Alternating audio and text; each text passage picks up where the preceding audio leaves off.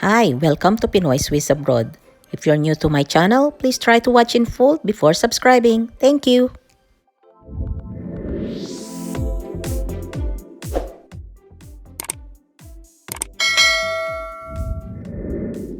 This is the Central Mall in Rotorua, and we just booked an accommodation just around the city center. Just facing across this mall. If you're new to the area and you're planning to take a public transportation, you don't have your car with you, then best to book an accommodation within the city center. And in every town or city, there's always an eyesight, tourist information. And if you're hungry, you can go here in each street. There is always a specials or promo on this food alley. And there's also bars and restaurants nearby.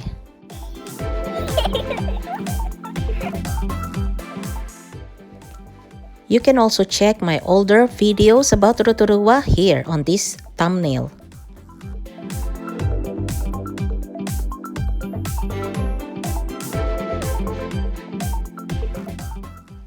You may also check my food channel Eat Avenue for some reviews. Please take note that there is no comment field section, so please don't forget to like and subscribe so I can see you and get back to you. Thank you. Near each street is the Rotorua's lakefront. Dito po kayo pwedeng magmuni-muni or mag-unwind pagkatapos kumain.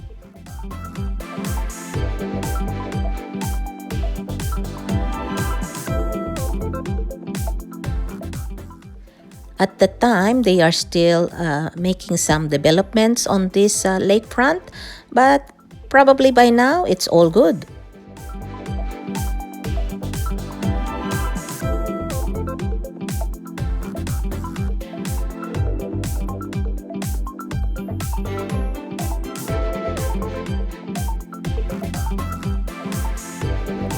Here in New Zealand, our swans are mostly black.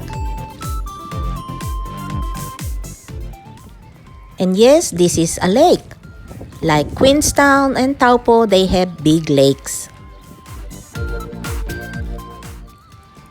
If I'm not mistaken, they are eating kelp.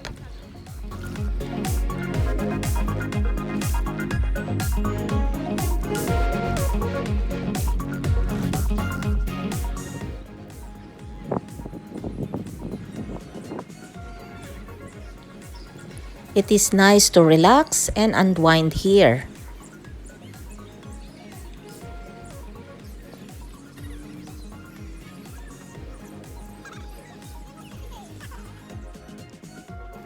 Ayan, marami po kayong makikita dito habang nagmumuni-muni. Kahit po itong mga goose na ito ay nakakatuwa pong pagmasdan.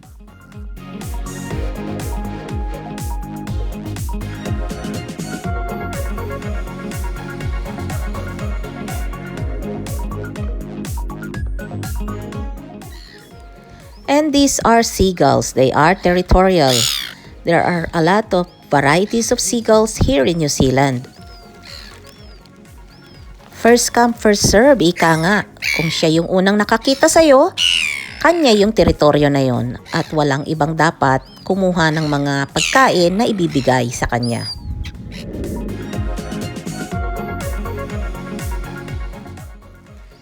Calling all plantitos and plantitas, marami po kayong makikita sa susunod na ito.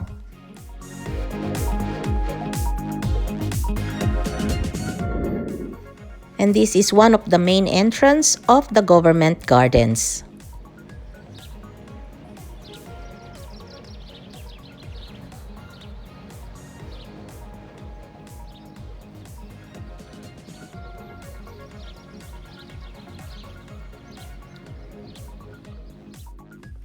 Basa-basa lang po pag may time.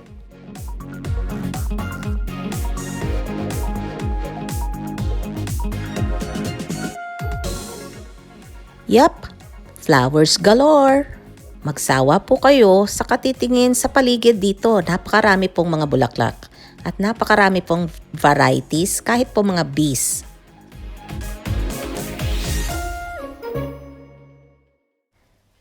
Yes, there's some music inside.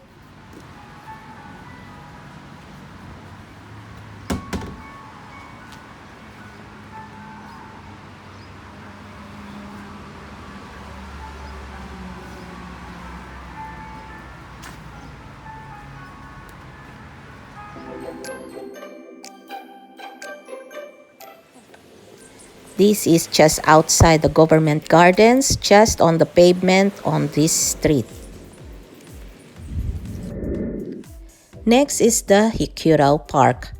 I also have some older videos about this, so if you want to know more about this park, please check that older videos. Thank you.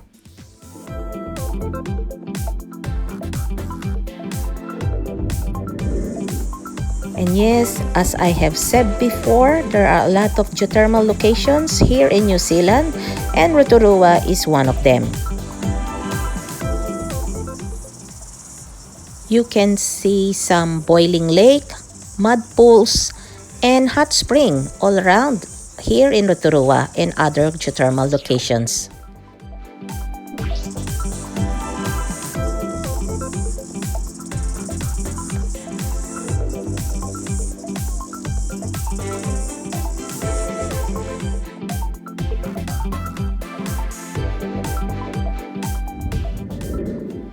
I was actually surprised to see this bird going to this lake. But perhaps this is just a man-made pool. Ang sweet nila ano po, sabay pang umiinom. Sana all.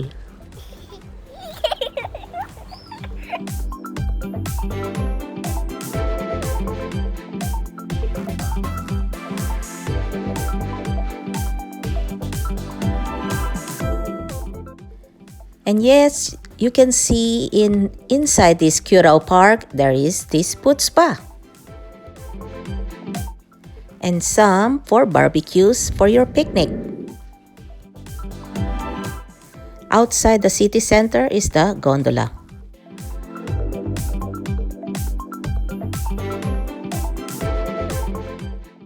You can travel here by bus near the Eyesight Tourist Center if you don't have a car with you.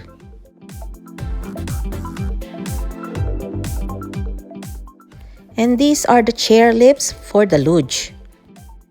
And just to let you know that the luge was first invented here in New Zealand. This chairlift will bring you up to the mountains again so you can have your round of another luge ride. You can see here the luge and the chairlift.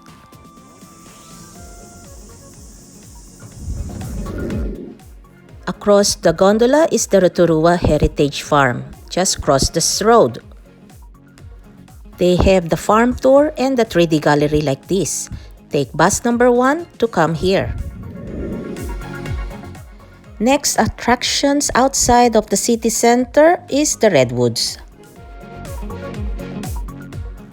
Take bus number 3 to go here. Next is another geothermal locations which is called Whakarewarewa. And yes, there are some geysers around here. To get here, take bus number 11. And if you love walking or hiking, these are 5 great short walks around Rotorua.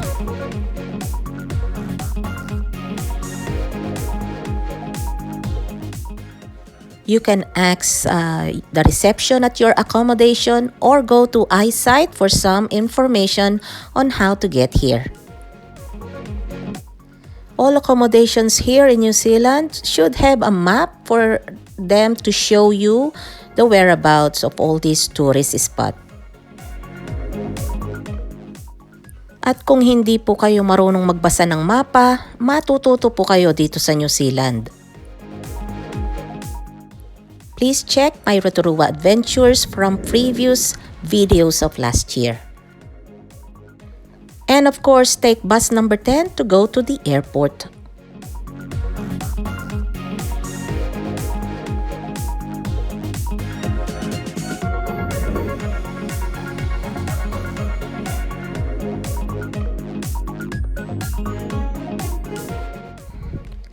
I hope you learned something from my video, and please don't forget to like and subscribe. If you want to learn more about other places here in New Zealand, please check my previous videos and older videos as well. Thank you for your support and see you again.